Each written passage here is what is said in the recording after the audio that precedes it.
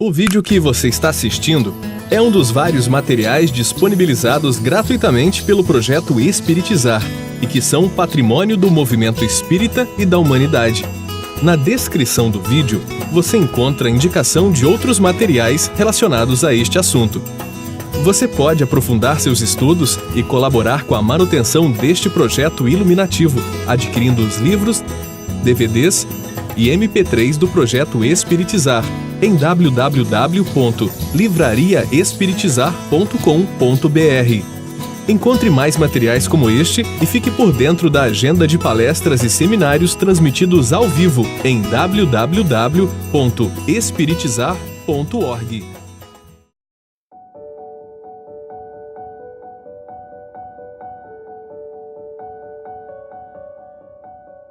Vamos refletir agora a liderança e as leis divinas. Qual o significado das leis divinas para o líder espírita cristão? Nós vimos, tanto na mensagem do irmão Antônio quanto do Honório, que o líder espírita, ele é convidado a essa conexão profunda com Jesus. E para que nós estejamos nessa conexão, as leis divinas em nossas consciências é imprescindível, o contato com essas leis. Então nós vamos agora refletir sobre esse significado. Inicialmente, refletindo sobre um esquema que trabalhamos já aqui no Projeto Espiritizar em vários dos nossos seminários, que é esse esquema em que envolve o eu, espírito imortal, as leis divinas e Deus. No centro nós temos duas palavrinhas, entrega e ação. Somos convidados a nos entregar a Deus e as leis. Por quê? Deus é o nosso Criador, nós somos criados simples e ignorantes e temos um compromisso de nos aproximarmos dele, como nos diz a resposta da questão 115 do Livro dos Espíritos. Essa aproximação acontece por meio do conhecimento da verdade, no nível do saber, do sentir e do vivenciar. Só é possível conhecer a verdade nesses três níveis mergulhando nas leis divinas, porque a verdade com V maiúsculo são as próprias leis.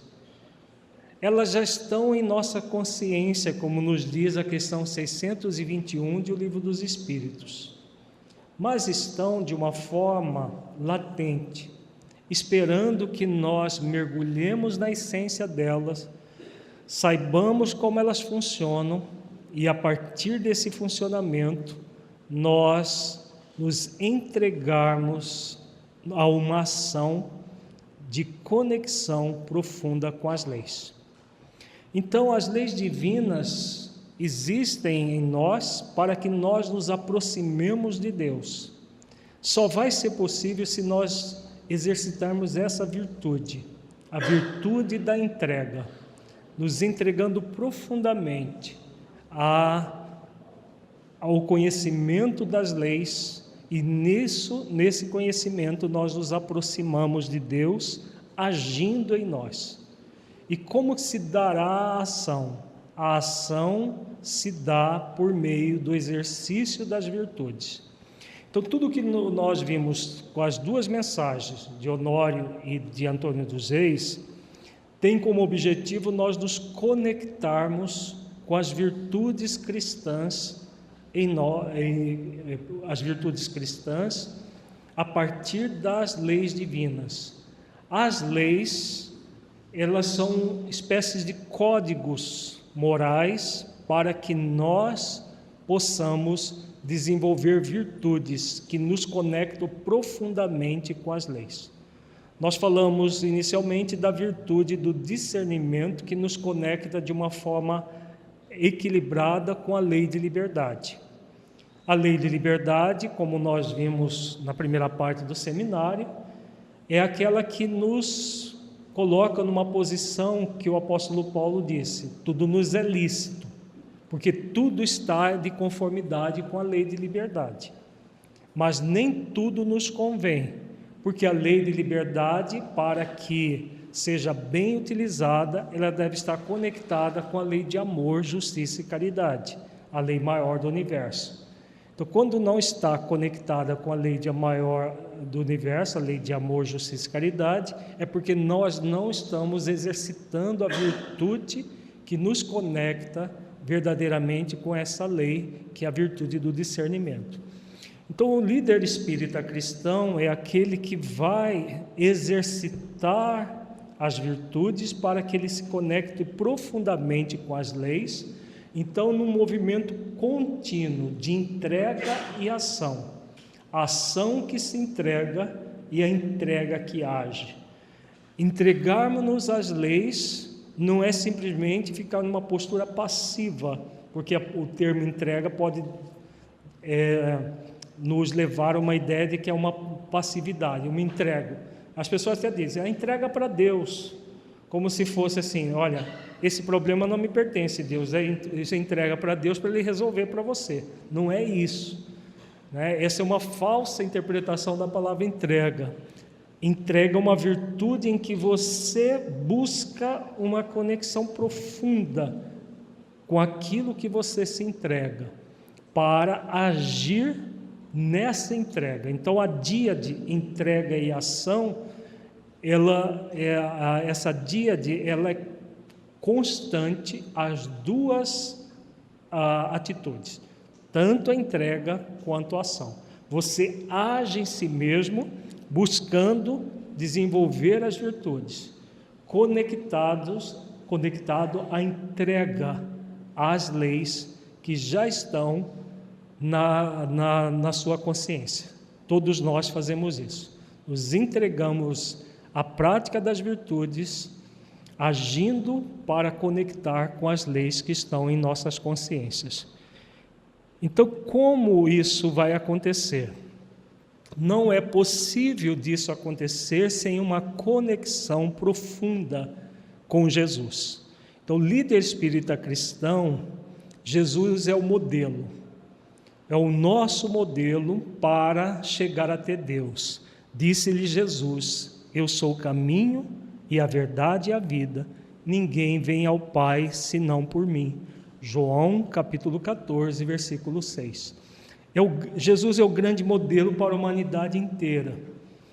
Para o líder espírita cristão, é imprescindível a conexão com Jesus. Por isso, as perguntas conscienciais que Honório faz, e nós concluímos, que nós vimos agora há pouco, as perguntas que nos conectam com Jesus na vertical da vida. Não vai ser possível um exercício de liderança sem essa conexão na vertical. Agora vamos refletir algumas questões do Livro dos Espíritos que abordam o que podemos fazer para essa conexão profunda, agir em nós mesmos conectados com a proposta do Cristo. Questão 614, o que se deve entender por lei natural? A lei natural é a lei de Deus, é a única verdadeira para a felicidade do homem, indica-lhe o que deve fazer ou deixar de fazer, e ele só é infeliz quando dela se afasta. Vejamos nessa resposta, nós temos a síntese do significado profundo das leis divinas para as nossas vidas. Os benfeitores dizem a Kardec que a lei de Deus, as leis divinas, é a única para a felicidade do homem. Então, todas as leis que já estão na nossa consciência, que Deus, de uma forma previdente, colocou na nossa consciência para direcionar as nossas vidas, elas vão nos levar à felicidade. Isso é uma condição que ninguém tira de nós. Deus, como onipotente, onisciente, onipresente, nos criou para a felicidade. Colocou de forma previdente as suas leis na nossa consciência. E aí o que nos cabe? Nos entregar a essas leis, agindo de acordo com os parâmetros das leis. Por isso eles dizem, indica-lhe o que deve fazer ou deixar de fazer. Simples assim. De que virtude eles estão falando aqui? Eles estão falando de uma lei e de uma virtude. Que lei é essa e que virtude é essa? Virtude do discernimento. E qual que é a lei, Ângelo? Lei de liberdade. As leis estão na nossa consciência, mas nós somos livres para conectar com elas ou não. Livres. Podemos nos conectar ou não conectar. Só que com uma diferença. Quando conectados, nós somos felizes. Quando desconectados, somos infelizes. Simples assim também. Então, alguém quer ser infeliz? Levanta a mão. Ninguém levantou a mão. O pessoal da internet também pode levantar a mão, se quiser ser infeliz. Eu acho que ninguém vai levantar a mão. Todos nós queremos ser felizes. Todos nós, sem exceção. Então, para ser feliz, o que é necessário? O que somos convidados? Cumprir as leis. Simples assim. Todas as leis existem para que sejamos felizes. O líder servidor é aquele que, como nós vimos, não é perfeito, mas se esforça para se aperfeiçoar, cumprindo essas leis. Todas as vezes que nós erramos, nós podemos cumprir as leis, nós estamos cumprindo as leis e podemos continuar cumprindo quando nós erramos? Ou quando o Espírito erra, ele não está cumprindo as leis? É assim? Porque tem muita gente que acha que quando nós erramos, nós não estamos cumprindo as leis. Estamos. Não é só, se fosse cumprir as leis, só fazer coisas certas, como que nós poderíamos evoluir? Agora, se nós nos enchemos de culpa quando erramos, nós estamos cumprindo as leis?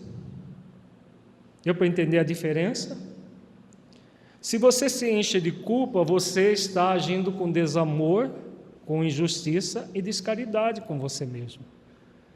Não é isso que os benfeitores estão propondo aqui. Eles estão falando de cumprir as leis.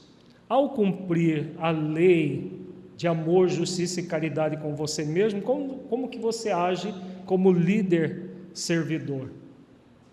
Reconhecendo o erro, assumindo a responsabilidade por ele e buscando repará-lo. Seja com você, quando você erra, seja com algum liderado da sua equipe de trabalho. Não connive com o erro, mas busca toda a equipe crescer com ele. Tudo isso tem a ver com as leis divinas, o exercício disso, das leis divinas na prática, no nosso dia a dia. Então, quando nós agimos assim, quanto mais nós agimos assim, mais felizes seremos. Quando mais nos afastamos dessa realidade, seremos infelizes. Então, não é a imperfeição que gera a infelicidade, é a rebeldia de não se aperfeiçoar que gera a infelicidade. Seria um outro tipo de erro, a rebeldia de não se aperfeiçoar? Sim, é o maior erro que o ser humano pode cometer.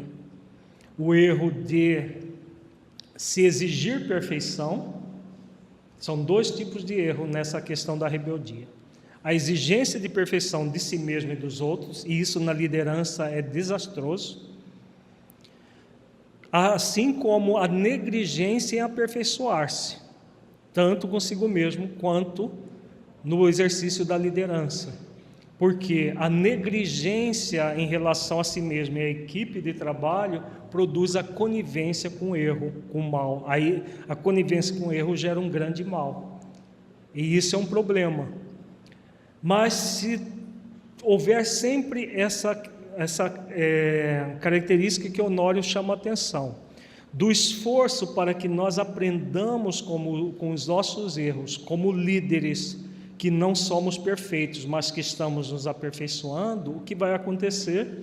Esse esforço vai fazer com que nós nem entremos no movimento da exigência de perfeição de nós mesmos e dos outros, nem tampouco negligenciamos as nossas oportunidades de aprendizado. Vamos aprender sempre com os nossos acertos e com os nossos erros. Isso é cumprir as leis divinas.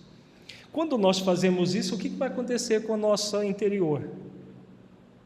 Como líderes e liderados, não importa em que posição estivermos no trabalho do bem, nós vamos sentir a suavidade e a leveza proposta pelo Cristo e o contentamento de estar no trabalho assim. Não é isso que Jesus ensina? O meu jugo é suave, o meu fardo é leve. Imagina se o trabalho do bem der para ser uma coisa pesada. Nossa, que droga, hoje esse fim de semana tem seminário, não vou nem aparecer lá. Quantos pensam assim? Quantos pensam assim? Inventaram um fim de semana de seminário. E quantos vêm às vezes e ficam meio participando, porque tem outras coisas mais importantes para fazer no celular e outras coisas mais, Por quê? Porque ainda não estamos refletindo profundamente no significado dessas questões em nossas vidas. E aí, claro, não vamos sentir a leveza e a suavidade que é a proposta cristã. As virtudes da avaliação são virtudes para que vai mostrar se nós estamos no movimento de conexão com as leis ou não. E nós só somos infelizes quando nós nos afastamos dessas leis. A pergunta se existem dois tipos de erro: erro ignorância e o erro da rebeldia. Sim, num ponto de vista amplo, sim. Do ponto de vista estrito, não. Porque a própria rebeldia é um estado de ignorância. Então, a rebeldia do espírito é a ignorância no nível do não sentir a verdade. Ele já sabe a verdade, mas usa a verdade até contra si mesmo. Por exemplo, a pessoa que se exige perfeição, o que ela está fazendo? Ela conhece a verdade, por isso a autoexigência, mas ela usa da verdade contra ela mesma num processo de exigência, porque ela sabe da verdade, mas ainda não sente no coração. Ela sabe de tudo isso, ela sabe que ela é aprendiz da vida, mas ainda não sente no coração, e aí ela age com rebeldia, exigindo-se uma perfeição que ela não pode ter. Essa exigência de perfeição vai encher a pessoa de um peso desnecessário. Então vejamos que a ignorância é a base de todo o processo, mas ela pode ser aprofundada pela rebeldia. E aí nós podemos dizer, aquela pessoa que nem sabe ainda, por exemplo, em nossas atividades de liderança, tem coisas que nós não sabemos, que nós nunca fizemos, tem. E aí a pessoa que age como aprendiz da vida, o líder servidor, ele vai agir com autonomia, buscando dar o melhor.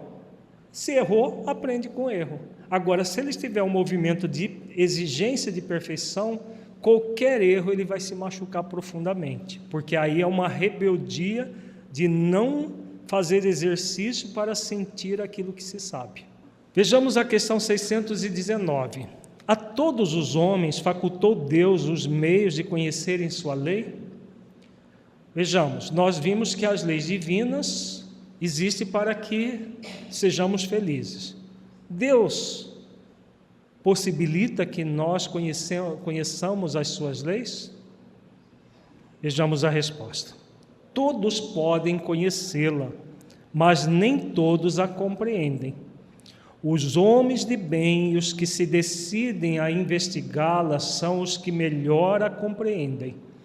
Todos, entretanto, a compreenderão um dia, porquanto forçoso é que o progresso se efetue.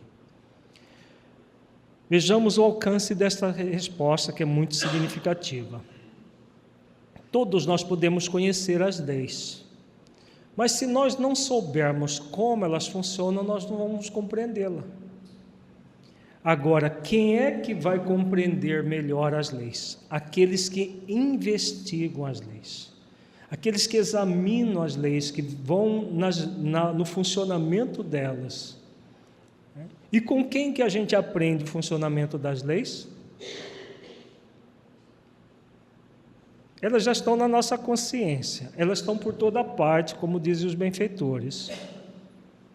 Com quem que a gente aprende a investigar as leis? Com os espíritos superiores e com Jesus. Jesus nos ensinou as leis. De que forma?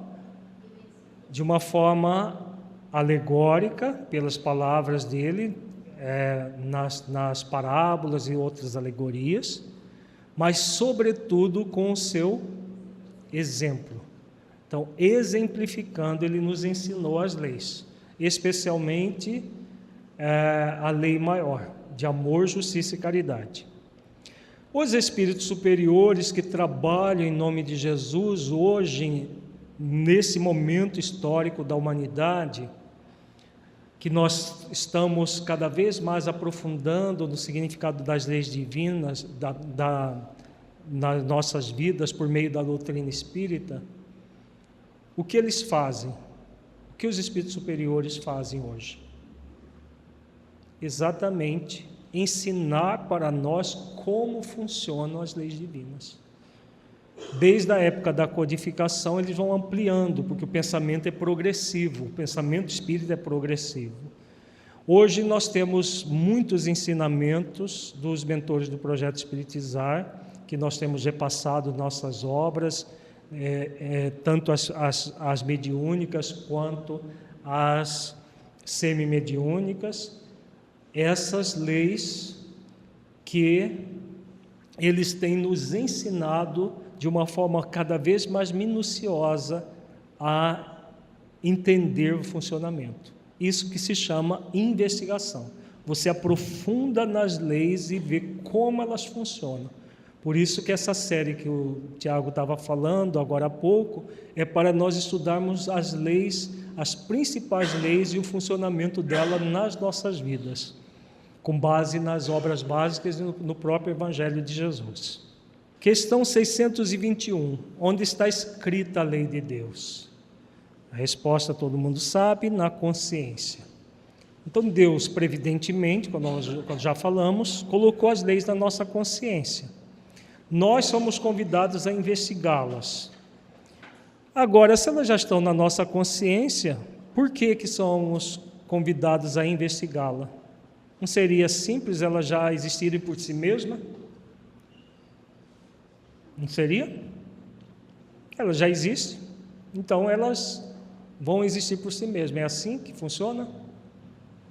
Não, não é assim, porque elas estão como códigos morais na nossa mente, na consciência, esperando que nós as acessemos voluntariamente, porque senão as leis nos evoluiriam por nós mesmos, de uma forma automática, e essa evolução na espécie humana é feita por meio da lei de liberdade, não por automatismo, como acontece com os 3 reinos anteriores ao reino nominal. Então, na questão A, dos 621A, Kardec faz a pergunta relacionada a isso. Visto que o homem traz em sua consciência a lei de Deus, que necessidade havia de lhe ser ela revelada? Se já está lá, né? Para quê? Por que ela foi revelada? Vejamos a resposta muito clara. Ele a esquecera e desprezara, quis então Deus lhe fosse lembrada. O porquê esqueceu e desprezou? Esse esquecimento faz parte da lei de esquecimento? Não. Não faz parte. Tem a ver com o quê? Falta de usar discernimento. E por que que nós não usamos o discernimento? Tem a ver com a preguiça moral, por causa dos nossos desejos egóicos. Devido aos nossos desejos egóicos, nós nos mantemos presos a uma postura egóica. E aí, deliberadamente, nós esquecemos, nós desprezamos. A própria lei nos convida consciencialmente a agir conforme ela propõe. E nós fazemos o quê? Desprezamos. Por quê? Vejamos, amar a si mesmo e amar ao próximo como a si mesmo é muito difícil de entender? Fazer aos outros aquilo que gostaríamos que fosse feito a nós é muito difícil de entender? E o que nós fazemos? Desprezamos. Para satisfazer o nosso egoísmo, o nosso culto ao ego, as questões puramente egóicas da nossa vida, nós desprezamos a lei maior, a lei de amor, justiça e caridade, por exemplo. Se desprezamos a lei maior, as demais leis são desprezadas da mesma forma. Então, por isso, todo investimento que os benfeitores têm feito para que nós lembremos, que nós investiguemos essas leis, aprofundemos nela, em todos os sentidos. Por isso que nós temos trabalhado aqui as leis divinas em várias áreas, e agora nós estamos aprofundando na questão das leis divinas na liderança. Todos os módulos nós trabalharemos as leis divinas no processo da liderança e como que ela se desdobra, porque é a base para que nós estejamos realizando qualquer atividade na Terra de forma equilibrada. E aí, consequentemente, ao realizar de forma equilibrada, o que acontece? O equilíbrio coletivo, e aí o que acontece? Nós somos felizes. Questão 614. Há uma pergunta se nós estamos justificando, minimizando as nossas ações, mesmo sabendo que Jesus ensinou isso tudo há 2000 anos. Sim, nós estamos fazendo isso. São desculpas que nós damos para nós mesmos e para os outros, num processo de conivência, e não de conhecer a verdade para que a verdade nos liberte. Jesus propõe: conhecereis a verdade vos libertará. Então, o conhecimento da verdade liberta. E o que é a verdade? As próprias leis. Mas como que ele liberta? Não é o conhecimento que liberta, pura e simplesmente. É a verdade internalizada. Por isso que ele diz: conhecereis a verdade e a verdade vos libertará. Essa internalização da verdade que vai nos libertar. E como as pessoas agem? Com desculpismo. O desculpismo faz com que nós fiquemos simplesmente num movimento. Não, mas é assim mesmo, né? Que outras pessoas façam isso, menos grave, porque elas têm atenuantes. Nós espíritas fazermos isso, nós teremos agravante para as nossas decisões, os nossos atos, porque nós já temos um conhecimento maior dessa realidade do que os outros. E quanto mais nós adentramos nesse conhecimento, maiores as responsabilidades, mas maiores as chances também de sermos felizes com base na verdade. Porque muitos espíritas também fogem do conhecimento para não ter responsabilidade. Não, se eu ficar só frequentando o centro, não vou ter responsabilidade. Pura ilusão, né? Porque aquele que em algum momento foi chamado, né, aqueles de nós que em algum momento foi chamado para uma instituição espírita, entramos numa instituição espírita pela primeira vez, nós estamos sendo convidados de Jesus para uma tarefa. Não é simplesmente para ir lá e tomar passe, para descarregar as tensões e acumular depois. É para uma proposta maior. Podemos não atender o chamado, como nós vimos, mas não nos convém. né? São muitos os convidados, poucos os escolhidos. No sentido de não ver as pessoas com julgamento. Isso é um princípio cristão. Né? Não julgueis para não serem julgados. A questão que nós apresentamos não se trata talvez de julgamento, mas de observação dos fatos. Julgar e condenar as pessoas que não estão aproveitando as oportunidades que a vida nos oferece, jamais deve ser uma proposta de um líder espírita cristão, de qualquer pessoa que tenha o conhecimento espírita cristão, seja daqueles de nós, do próprio movimento espírita, que não esteja refletindo sobre isso, quanto aqueles das demais religiões que não estão refletindo a proposta do Cristo. Julgar e condenar as pessoas porque não é uma postura cristã. Agora, observar que existem essas pessoas assim, é muito importante, até num movimento de aprendizado com o erro dos outros. Daqui a pouco nós vamos ver uma crônica de Humberto de Campos, e as crônicas, os exemplos que os benfeitores espirituais têm colocado nas obras de espíritas falidos, obras de André Luiz, obras de Filomeno de Miranda, serve para quê? Para que você julgue e condene essas pessoas, ou para que nós sintamos compaixão delas e vamos mais além, aprendamos com os erros dela. Então vejamos, que nós tenhamos compaixão, mas não apenas compaixão, que nós observemos o erro que os outros estão cometendo para evitar cometer o mesmo, porque senão aí nós nivelamos por baixo. Quando você falou, vamos nivelar todo mundo por cima, não é esse o objetivo, mas também nivelar todo mundo por baixo também não deve ser o nosso objetivo, no sentido de que nós podemos errar, e errar é humano. Aí nós entramos no desculpismo. Nem exigência de que todos estejam em sintonia com o projeto iluminativo de Jesus, nem negligência com o projeto iluminativo de Jesus. São dois extremos. Exigir que todo mundo esteja, já que ninguém faz, então negligencia. Nenhuma coisa nem a outra. O esforço para observarmos a realidade e permanecermos em sintonia, aqueles de nós que já despertamos para essa realidade. Esse é o convite. Compaixão por aqueles que não estão. Esforço para permanecer nesse envolvimento na vertical da vida. Esse é o compromisso de todo líder espírita cristão, consigo mesmo e com todos aqueles que estão sob a sua alçada. Agir de forma diferente é agir com conivência, né? No caso dos equívocos.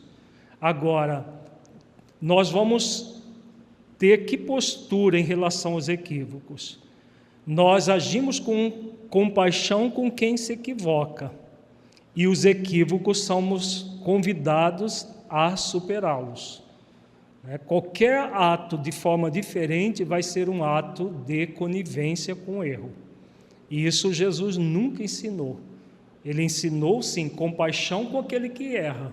Isso na passagem da mulher adúltera, emocionalmente carente, fica muito claro. Compaixão com quem erra, mas convite à superação do erro para aquele que errou. Sempre, sempre assim. Essa é a postura do líder espírita cristão. Vamos ver agora a questão 627 de O Livro dos Espíritos. Vai na sintonia disso tudo que nós estamos falando. Se as leis existem para que sejamos felizes, 614. 619, somos convidados a investigar as leis. 621, elas estão na nossa consciência, mas nós fizemos o quê? Por um movimento egóico, nós esquecemos e desprezamos as leis. Na 625, que nós não colocamos aqui, coloca Jesus como grande modelo para nos ensinar as leis divinas. A 627, Kardec pergunta: uma vez que Jesus ensinou as verdadeiras leis de Deus, qual a utilidade do ensino que os Espíritos dão? Terão que nos ensinar mais alguma coisa? Vejamos a lógica de cada questão sendo respondida e aprofundando o processo. Da 614, que mostra as leis como parâmetros para que sejamos felizes. A 619, convidando a todos nós a investigar as leis para conhecer o funcionamento das minúcias das leis. A 621, mostrando o fenômeno que nós criamos ao longo do tempo, por uma questão puramente egóica, de esquecer e desprezar as leis propositalmente. E agora essa questão nos mostrando, Kardec perguntando qual é o objetivo dos espíritos superiores ao nos trazer a doutrina espírita. Qual é o sentido disso tudo? Por que nós estamos aqui refletindo essas questões? Numa forma bem prática seria isso. Vamos ver a resposta, que é de uma significação muito grande e imprescindível que o líder espírita mergulhe na essência desta resposta. É uma das mais significativas do Livro dos Espíritos. Jesus empregava a miúde na sua linguagem alegorias e parábolas, porque falava de conformidade com os tempos e os lugares. Faz-se mister agora que a verdade se torne inteligível para todo mundo. Muito necessária que aquelas leis sejam explicadas e desenvolvidas. Tão poucos são os que as compreendem, e ainda menos os que as praticam. A nossa missão consiste em abrir os olhos e os ouvidos a todos, confundindo os orgulhosos e desmascarando os hipócritas, os que vestem a capa da virtude e da religião a fim de ocultarem suas torpezas. Vejamos a clareza da resposta. Então, qual é o grande objetivo dos espíritos superiores? Nos explicar e desenvolver as leis, porque são poucos aqueles que as compreendem, ainda menos o que as praticam. Nós já temos mais de 150 anos de doutrina espírita. Isso daqui está acontecendo no movimento espírita, as pessoas compreendendo as leis e as praticando como um todo. Infelizmente, ainda não. Mais de 150 anos. Então, o pensamento espírita é progressivo. Cada vez mais nós vamos compreendendo melhor, e os benfeitores têm elementos a mais para nos ensinar as leis. É o que tem acontecido hoje, nesse momento evolutivo da humanidade. O grande objetivo deles e dos mentores que nós têm nos ensinado essas questões das leis, especialmente o Honório, Marandi Swami e outros, é nos colocar em minúcias o funcionamento das leis para que nós possamos compreendê-las e praticá-las. É o grande objetivo deles nas nossas vidas. E aí eles colocam uma coisa muito importante para o líder espírita. A nossa missão consiste em abrir os olhos e os ouvidos de todos, confundindo os orgulhosos e desmascarando os hipócritas. Há muita ainda hipocrisia nesse aspecto da liderança. Os fariseus da época de Jesus ainda existem até hoje. Então, não é cabível isso dentro da liderança espírita. A liderança espírita cristã, com o movimento farisaico de hipocrisia, não faz sentido algum. Ela deixa de ser a liderança espírita cristã. Ela passa simplesmente a ser pessoas que mandam nas outras e não uma proposta que é focada na humildade e na mansidão do Mestre como modelo e guia da humanidade. Então, a conexão nossa com modelo e guia deve ser sempre em torno da virtude cristã. Quando nós estamos conectados, fazendo esforços para exercitar as virtudes cristãs, nós estaremos conectados com os espíritos superiores que trabalham com Jesus para a regeneração do planeta. A essência da liderança será a conexão com esses espíritos superiores que têm como objetivo de abrir os olhos e os ouvidos de todos. O ensino dos espíritos tem que ser claro e sem equívocos, para que ninguém possa pretextar ignorância e para que todos o possam julgar e apreciar com a razão. Estamos incumbidos de preparar o reino do bem que Jesus anunciou. Daí a necessidade de que a ninguém seja possível interpretar a lei de Deus ao sabor de suas paixões, nem falsear o sentido de uma lei toda de amor e de caridade.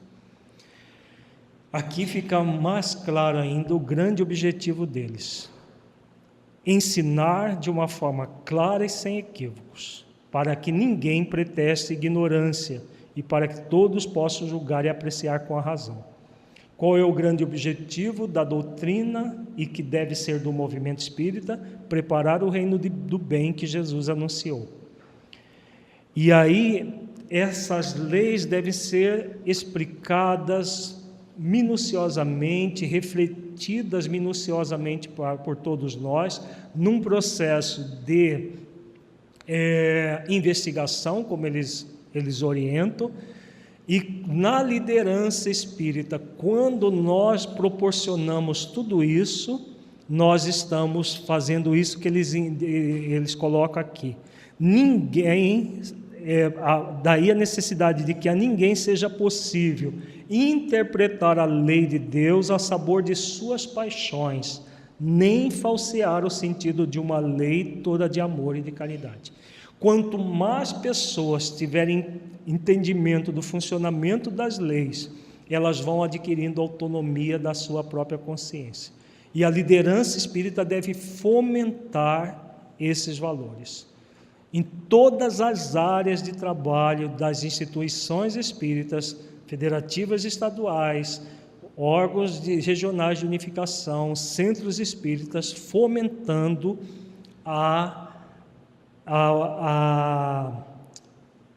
o conhecimento profundo das leis, de modo a que ninguém possa pretextar ignorância e falsear o sentido de uma lei toda de amor e de caridade.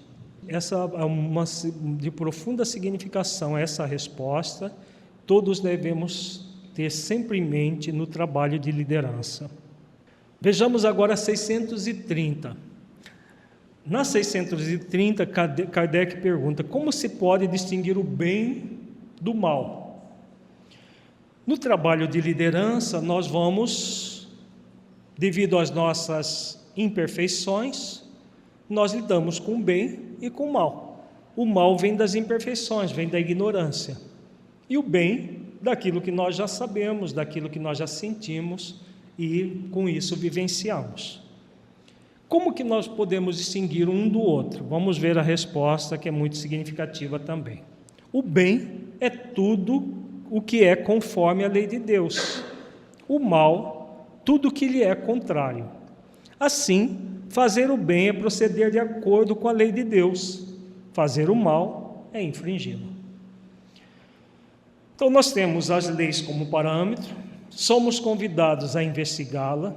Os espíritos superiores estão cada vez mais ensinando o funcionamento dessas leis, para que nós tenhamos parâmetro entre aquilo que podemos e devemos fazer, daquilo que podemos, mas não devemos fazer. Então, todas as vezes que nós agirmos de acordo com aquilo que podemos, mas não devemos fazer, nós estamos infringindo as leis e gerando um mal, seja um mal para nós mesmos, seja um mal coletivo. Agora, fomos um pouco mais além. Na 632, eles fazem uma pergunta muito significativa também. Estando sujeito ao erro, não pode enganar-se na apreciação do bem e do mal e crer que pratica o bem quando em realidade pratica o mal? Esta pergunta também é de profunda significação para a liderança espírita. Por quê? Muitas vezes nós vemos centros espíritas fazendo atividades que parecem que são para o bem, mas que não são. Por que acontece isso? Exatamente por causa dessa questão que Kardec coloca aqui. Como nós trazemos as nossas imperfeições, trazemos os nossos atavismos do passado, formas de pensar de maneira equivocada, o que vai acontecer? Muitas vezes nós achamos que algo é para o bem e que, na verdade, vai conduzir aquela coletividade a uma ação equivocada. Então, no movimento espírita ainda temos muito isso. Atividades que nem sempre concorrem para o bem coletivo. E aí, como que os benfeitores responderam a Kardec? Eles dão um parâmetro muito significativo. Jesus disse: vede o que queris que vos fizessem ou não vos fizessem. Tudo se resume nisso. Não vos enganareis. Então, como funciona isso? Sempre a reflexão acerca da dimensão caridade da lei. Eu gostaria que fizesse comigo aquilo que eu estou fazendo? Só para dar um exemplo de uma situação assim, que parece bom, mas não é, vamos focalizar uma das áreas que mais os centros espíritas trabalham, o assistencialismo. Por exemplo, o assistencialismo é uma prática muito comum em muitos centros espíritas de dar coisas para as pessoas, com base na própria caridade. Muitos centros espíritas se especializam em dar coisas geração após geração. Como funciona assim, isso? Tem centros que se especializam e se gabam disso, inclusive. Atende a avó, atende a filha, atende a neta, atende a bisneta e vai de geração em geração, atendendo às necessidades transitórias das pessoas, sem trabalhar o espírito imortal momentaneamente encarnado naquela questão. No livro Cartas e Crônicas, de Humberto de Campos, também tem uma crônica, é a primeira crônica desse livro. Ele é uma crônica muito significativa, que fala desse trabalho pseudo-bom. Havia um benfeitor que estava numa região trevosa, atendendo muitos espíritos. E o chefe daquela região chegou no momento e disse para os demais asseclas dele que permitisse a entrada dele e ele fizesse o que ele quisesse. E aí ele pergunta para o espírito: mas você me conhece? Conheço. Você, quando eu estava na terra, me ofereceu muitas vezes o alimento que matou a fome, tanto minha quanto da minha família.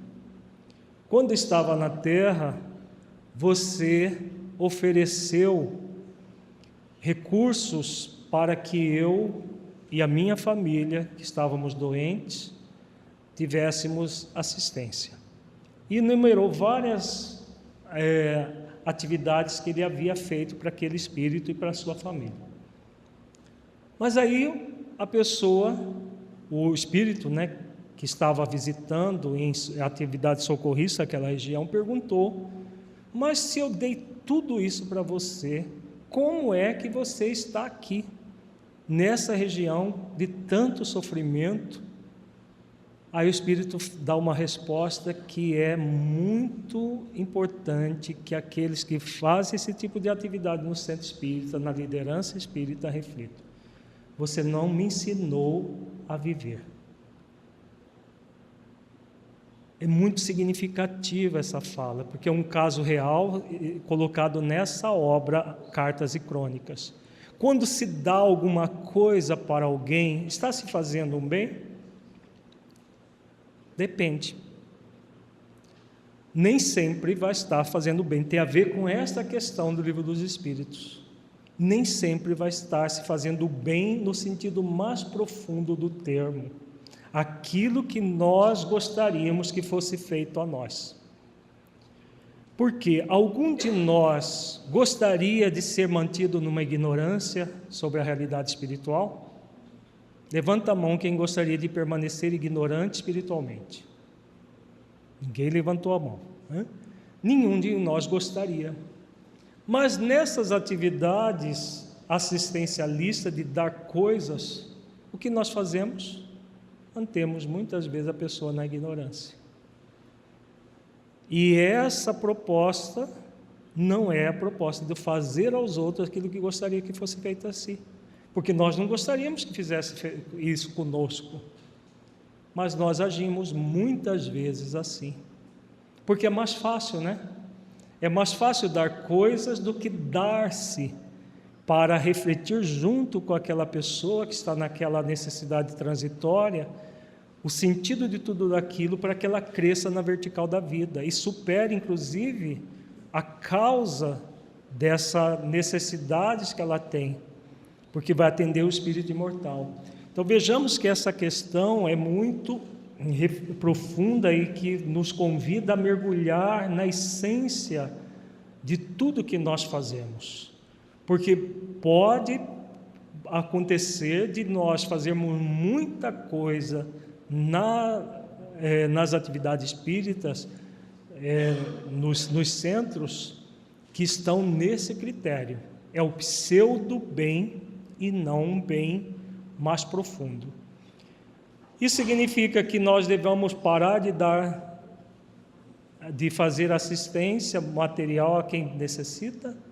De forma nenhuma, né? Aquele benfeitor tinha feito alguma coisa para aquelas pessoas e tinha ajudado transitoriamente, mas a nossa função não é só ficar focado no transitório, é sempre o foco na vertical da vida. Se o foco não está na vertical da vida, nós estamos sendo parciais. Nós estamos fazendo coisas que nós não gostaríamos, se fosse o contrário, que fizesse conosco. Podemos estar agindo assim por ignorância, mas a ignorância, hoje em dia, no movimento espírita, só permanece ignorante quem quer continuar ignorante. Porque essas questões têm sido refletidas aqui na nossa federação, né? Nós temos refletido nesse setor de promoção social espírita já há muitos anos, já há pelo menos uns 30 anos nós temos refletido isso. Então, aqueles que ainda permanecem nesse processo do assistencialismo, fazem porque é mais cômodo agir assim e acham que isso é caridade, isso que vai fazer com que elas chegue nas colônias espirituais como verdadeiros benfeitores, e não é bem assim isso tudo. Então essa reflexão deve ser levada não apenas para essa área, nós só colocamos essa área que é mais comum isso aí, mas em todas as áreas. Será que o que nós fazemos está realmente de acordo com a lei de amor, justiça e caridade? Se estiver, verdadeiramente, profundamente, continuemos. Se não estiver, corrijamos os nossos rumos. E aí nós temos a questão 642, que é um complemento das 632. Para agradar a Deus e assegurar a sua posição futura, bastará que o homem não pratique o mal? Não, cumpre-lhe fazer o bem no limite de suas forças, porquanto responderá por todo o mal que haja resultado de não haver praticado o bem. Então essa questão é muito lógica e clara, né? E tem a ver com a questão que o Mateus fez agora há pouco. Todos nós temos o limite das nossas forças. A pergunta é muito clara, a resposta mais clara ainda. O limite é individual, cada pessoa tem o seu limite. E quem é que nos dá o limite? A medida do limite, melhor dizendo. Quem é que dá? A nossa consciência. Então, quando Mateus fez a reflexão, não vamos nivelar todo mundo por cima? Não. Cada pessoa tem o seu limite. O que fica claro que o convite é para trabalhar no limite das forças. Nem aquém do limite, nem além do limite, mas no limite das forças. Porque nós responderemos por todo o mal que haja resultado de não ter feito bem no limite das forças. Se eu quiser fazer bem menos do que eu poderia, eu posso? Posso. Pela lei de liberdade eu posso. Me convém que eu haja bem menos do que eu poderia? Não convém. Por quê? Eu sou convidado a fazer no limite das forças. E quanto mais, como líder espírita cristão, quanto mais nós melhoramos, nos transformamos para melhor, o que acontece com o limite? Você ultrapassa, não no sentido de que ir além das forças. As suas possibilidades de superação dos limites vão sendo maiores. E aí, a fronteira do limite, que era pequena, vai se distanciando. E aí você tem condições de fazer um pouco mais, de fazer um pouco mais e um pouco mais. Até de ganhar mais anos para fazer mais, você pode acontecer. Né? Já aconteceu com muitas pessoas e pode acontecer com você. Se fizer esforços para isso, para chegar nessa condição. Então, todos nós temos esse convite consciencial. O líder servidor traz isso como lema. Eu estou realizando o bem no limite das forças ou estou fazendo o corpo mole? Estou agindo de forma morna? O líder servidor sempre vai fazer essa pergunta consciencial e vai, se a resposta for não, vai tratar de fazer esforços para corrigir esse caminho. Quando a pessoa vai além das forças, ela acaba fazendo mal e não um bem, sim. Porque o além das forças, na verdade, não é um bem, é um pseudo-bem. Né? Porque quando o irmão Antônio fala da renúncia, do sacrifício, ele não está falando para que nós viremos heróis e heroínas e façamos coisas além das nossas forças. É realmente nesse limite das forças, fazendo tudo o que podemos. Quando nós fazemos tudo o que podemos, se cada um fizesse realmente tudo o que pudesse, o movimento espírita estaria outro. É que a grande maioria faz muito aquém das suas forças. Exatamente por causa dos desejos egóicos, de todo o movimento que a pessoa traz de permanecer naquelas situações que tem a ver com o passado espiritual. Né? O nosso problema não é ir além, é estar, na maior parte das vezes, muito aquém das forças. Porque às vezes no pseudo-bem a pessoa faz além, né? Até desmaia de tanto trabalhar, de fazer sopa na frente do caldeirão fervente, num sol de 40 graus em Cuiabá. A pessoa está lá, pode até desmaiar. Mas será que isso é o bem no limite das forças? Eles estão falando de questões muito profundas do espírito imortal se transformando em alguém melhor. E não do lado de um caldeirão fervente, desmaiando de excesso de calor. Não é nesse sentido. O líder, a pergunta do líder que está na atividade de liderança e abarca muita coisa, com dificuldade de delegar, não é isso? Isso acontece também, aí ele querer trabalhar, não, tem que trabalhar no limite das forças, e acha que é fazendo coisas, muitas coisas. Não se trata disso, a pergunta e a resposta, se trata desse bem que nós fazemos, que envolve a nós e ao próximo. Delegar o Saulo vai trabalhar melhor isso depois, é um exercício muito importante para o líder desenvolver virtudes. Delegar, acompanhar, estar conduzindo todo o processo.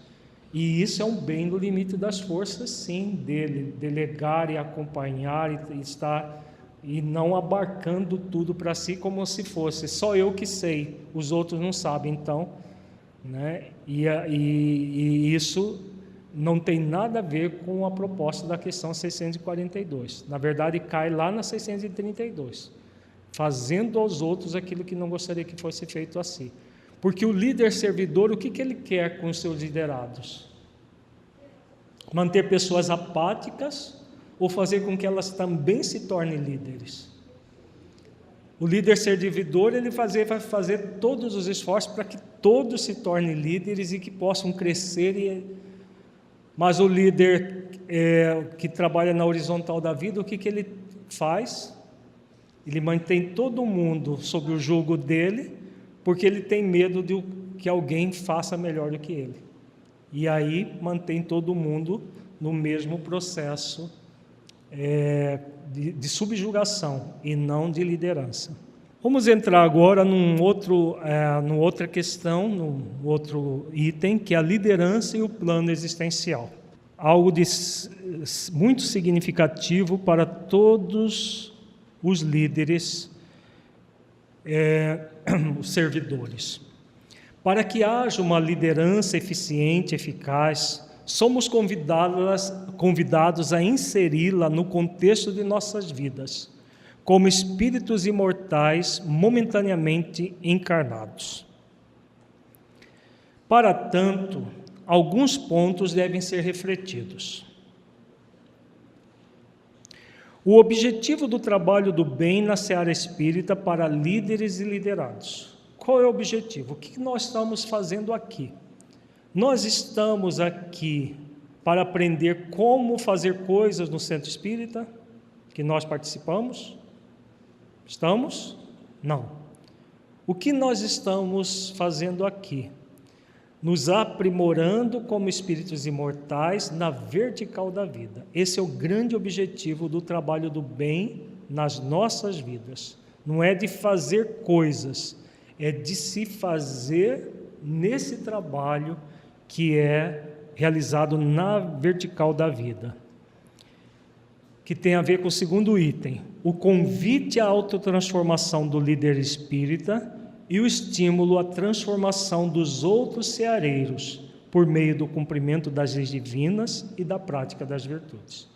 Esse é o grande objetivo, de nós nos transformarmos em pessoas melhores e convidar todos aqueles que estão sob a nossa alçada de liderança, qualquer que ela seja, de transformar-se também em pessoas melhores. Para afirmar estes pontos, somos convidados a nos fazer as seguintes perguntas conscienciais. Qual é o objetivo maior de estarmos nos postos que estamos ocupando temporariamente como líderes espíritas cristãos? Qual é o objetivo existencial daquele que sabe que está no movimento espírita, sendo convidado a compreender as leis divinas, o funcionamento dessas leis para o desenvolvimento da prática das virtudes? Vejamos que essas duas perguntas conscienciais, elas são estimuladoras dessa conexão na vertical da vida. Nos estimulam. Somos convidados a fazer essas perguntas constantemente. Elas vão nos conectar algumas questões básicas. A seguir, nós refletiremos sobre essas questões. A primeira é essa aqui. Então disse Jesus aos seus discípulos: se alguém quiser vir após mim, renuncie-se a si mesmo, tome sobre si a sua cruz e siga-me. Mateus, capítulo 16, versículo 24. Esse convite que Jesus nos faz tem a ver com a fala do irmão Antônio, que nós vimos no início da nossa seminário, quando ele nos convida à renúncia, ao suor dos esforços, e, se for preciso, até o sublime sacrifício. Jesus nos propõe que nós renunciemos a nós mesmos. O que seria essa renúncia? Os nossos desejos egóicos, né, e os nossos apegos às coisas do mundo. É aquilo que também o irmão Antônio fala com muita propriedade. Não é renunciar ao ser que somos para ficar focado nos outros, como muita gente faz. Renunciar a si mesmo, esquecer de si mesmo para ficar cuidando dos outros. Muitas vezes é utilizado isso como um mecanismo de fuga de si mesmo. Não é essa a proposta de Jesus. É renunciar aos desejos egóicos, àquilo que nos satisfaz no mundo, para que nós carreguemos verdadeiramente a nossa cruz. Toda cruz tem uma haste vertical e uma haste horizontal. Cruz aqui tem um símbolo muito significativo e importante. Significa o nosso plano existencial. O plano existencial é formado de duas questões básicas: o propósito e o programa. Propósito existencial e programa existencial. O propósito é a trave vertical, simbolizada na cruz pela trave vertical. E o programa, simbolizado na cruz pela trave horizontal. Não há cruz sem essas duas traves.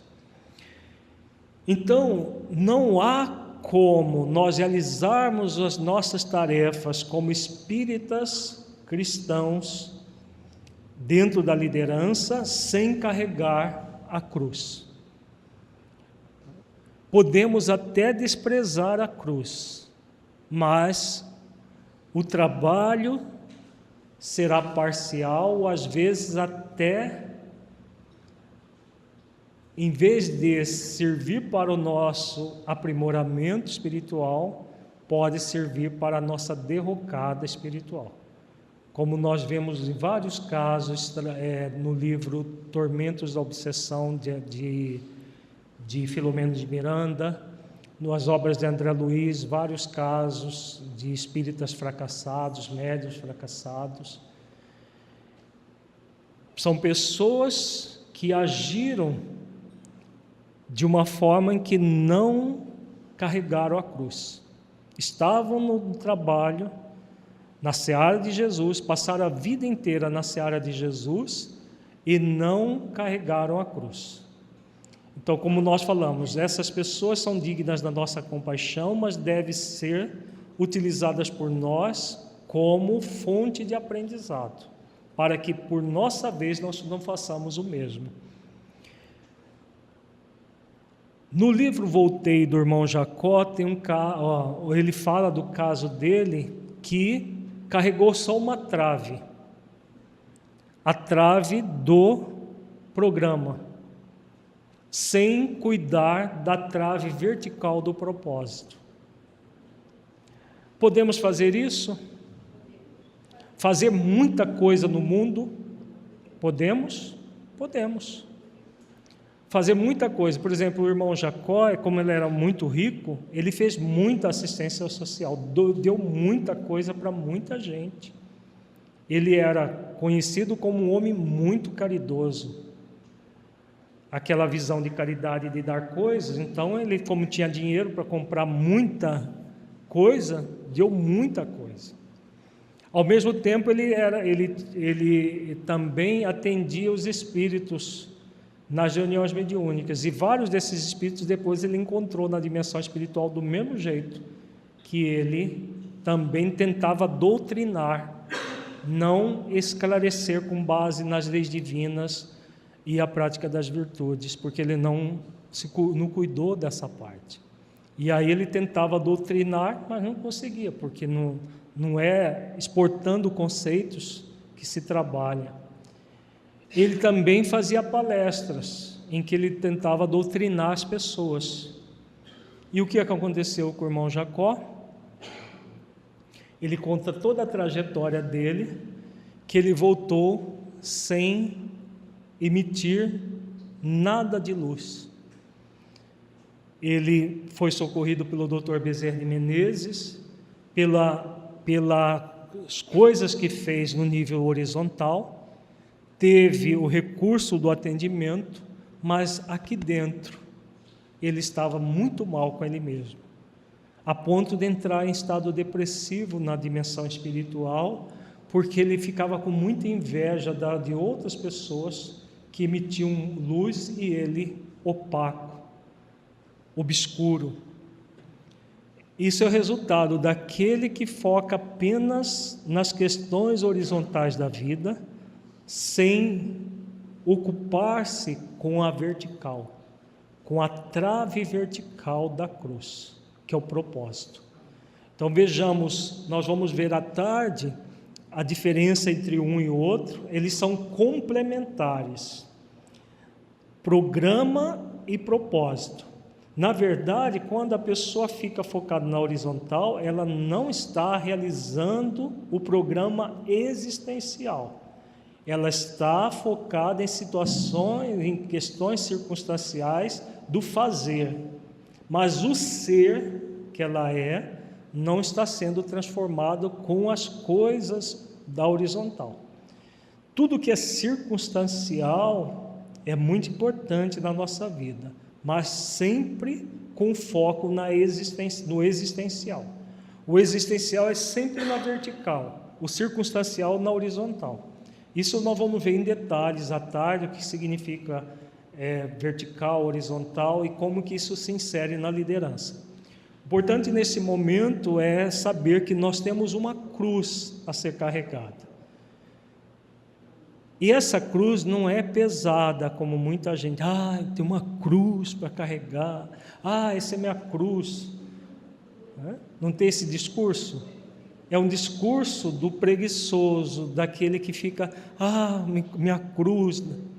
A pessoa diligente, a pessoa que se esforça para conectar com Jesus, não vê a cruz como pesada, mas como uma grande oportunidade de renovação. Essa cruz é simbólica, não é a cruz que Jesus carregou lá no Calvário, lembremos sempre disso. É a cruz do nosso propósito e programa existenciais. Aquilo que nós, quando nós reencarnamos na Terra, nós trouxemos consciencialmente como um quesito fundamental nas nossas vidas. Não, do ponto de vista consciencial, é algo que é muito importante que nós não fujamos da cruz, porque fugir da cruz é fugir da felicidade. Alguém gostaria de fugir da sua felicidade nesse auditório? Pessoal da internet também? Com certeza não, mas nós vivemos fugindo da cruz. E se fugirmos da cruz, propósito e programa, a felicidade vai ficar para depois. E o que nós vamos obter é uma profunda infelicidade.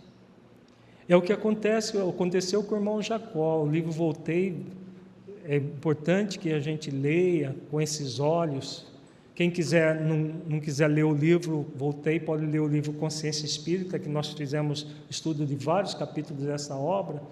Mostra como que pode uma pessoa estar numa colônia espiritual, semelhante a nosso lar, sendo socorrida por um espírito superior, com todo o amparo, e a pessoa está mal?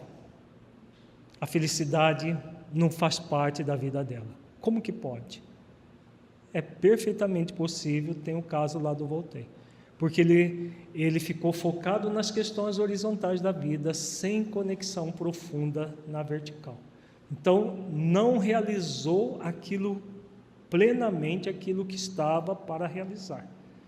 E como isso é consciencial, o espírito, mesmo que ele possa estar com um mentor do seu lado, o mentor não passa a sua felicidade para o outro, não tem como.